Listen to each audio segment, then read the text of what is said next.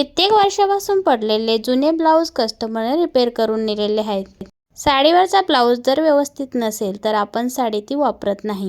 ते ब्लाऊज मी कसे रिपेअर करून दिले ते मी तुम्हाला दाखवते। या ठिकाणी या ब्लाऊजची बाही खूपच लांब झालेली होती। ज्यांनी हा ब्लाऊज शिवलेला आहे तर त्यांनी व्यवस्थित अशी बाही ही शिवलेली नव्हती।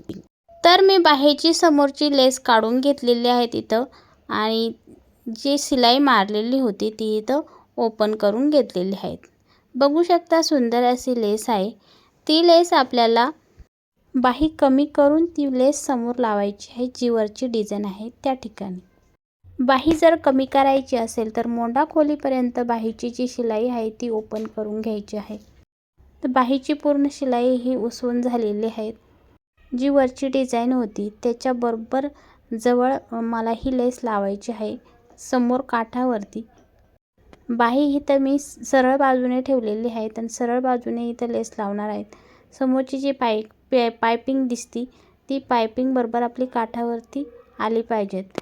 अगोदर मी लेसला मध्यभाग करून घेतला आणि बाहीचा सुद्धा मध्यभाग करून घेतला, म्हणजे समान अंतरावरती जी लेस आहे ती लावली जाते, मागे पुढे होत नाही।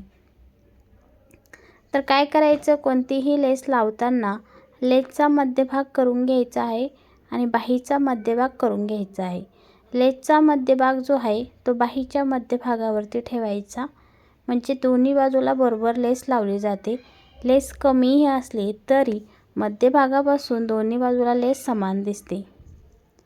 आता इथं काठावरती शिलाई मारून झाल्यानंतर लेसचा मधला जो भाग आहे त्यावरती सुद्धा एक शिलाई मारून इथं घेत आहे। तर अगदी छान अशी बाही दिसते ही। तर समोरची जी लांब बाही होती ती व्यवस्थित दिसत नव्हती, त्यामुळे ते ताई हे ब्लाऊज घालत नव्हत्या।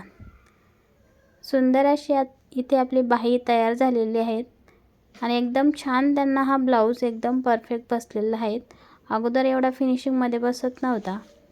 आता दुसरा जो ब्लाऊज आहे तो सुद्धा लांब बाही झाली होती। लेवटचा कपडा आहे, इथे सुद्धा शिलाई पटकन निघत नाही। तर बघू शकता समोरच्या बाजूला जी बाही आहे ती आपल्याला फोल्ड पट्टी अशी बनवायची। जास्तरचा कपडा असतो तो सुद्धा आतल्या बाजूने फोल्ड करायचा आणि वरचा सुद्धा जो मेन फॅब्रिकचा जो कपडा आहे तो सुद्धा आतल्या बाजूने फोल्ड करायचा। म्हणजे अस्तरचा जर कपडा तुम्ही अर्धा इंच फोल्ड केला तर वरचा भाग सुद्धा अर्धाच इंच फोल्ड करायचा आहे। आता इथे आपण डायरेक्ट फोल्ड पट्टी बनवणार आहोत, म्हणजे दोन्ही भाग आतल्या बाजूने फोल्ड करून वरच्या बाजूने डायरेक्ट शिलाई मारायची। म्हणजे तुमच्याकडे वेळ नसेल, बाही कमी करायची असेल आणि तर अशा पद्धतीनं बाही कमी करायची, अस्तरची बाही। ही बाही सुद्धा त्यांना एकदम छान बसलेली आहे। तर अशाच पद्धतीने त्या ताईने एकदम 4 ब्लाऊज हे जुने ब्लाऊज जे आहे ते रिपेअर करून नेलेले आहेत, म्हणजे त्यांनी घातले सुद्धा नव्हते। जे नवीन शिवून घेतलेले होते तर ते घातले सुद्धा नव्हते। तर आता हे ब्लाऊज त्यांचा वापर त्या ताई परत करतील। तर बाही कमी करायची तर आपण डायरेक्ट पद्धत दाखवलेली आहे, म्हणजे तुम्हाला जास्त शिलाई न उसवता तुम्ही डायरेक्ट इथं बाही अशा पद्धतीने कमी करू शकता। आता जो तिसरा ब्लाऊज आहे त्या ब्लाऊजचा सुद्धा असाच प्रॉब्लेम झालेला आहे। आता इथे बाही सुद्धा त्याच पद्धतीनं कमी करायची, फक्त इथं पद्धत वेगळी दाखवलेली आहे।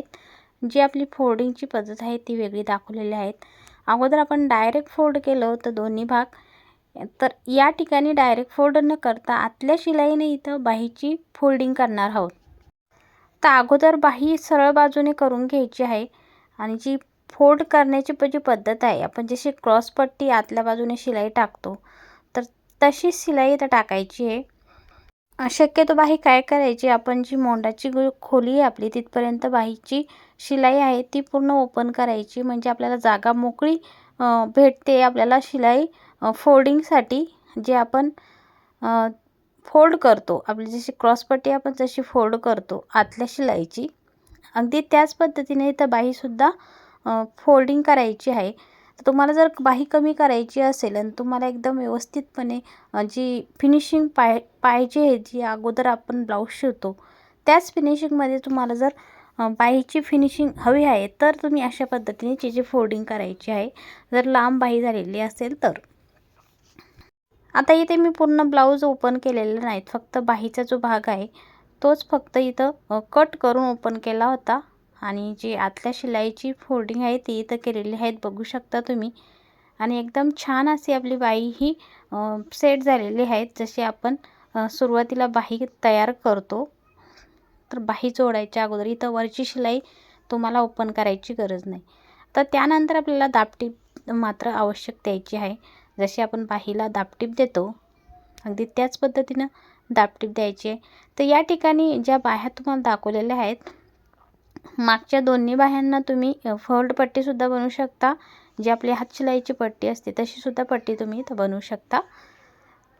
आणि इथं डायरेक्ट दंडघेरचं माप टाकून तुम्ही डायरेक्ट फिटिंग करायची आणि मोंड्याची सुद्धा मोंडा गोलाईवर फिटिंग करायची. तुम्ही अगोदरच्या फिटिंगवरती सुद्धा इथं फिटिंग करू शकता जर ब्लाऊज छान बसत असेल तर.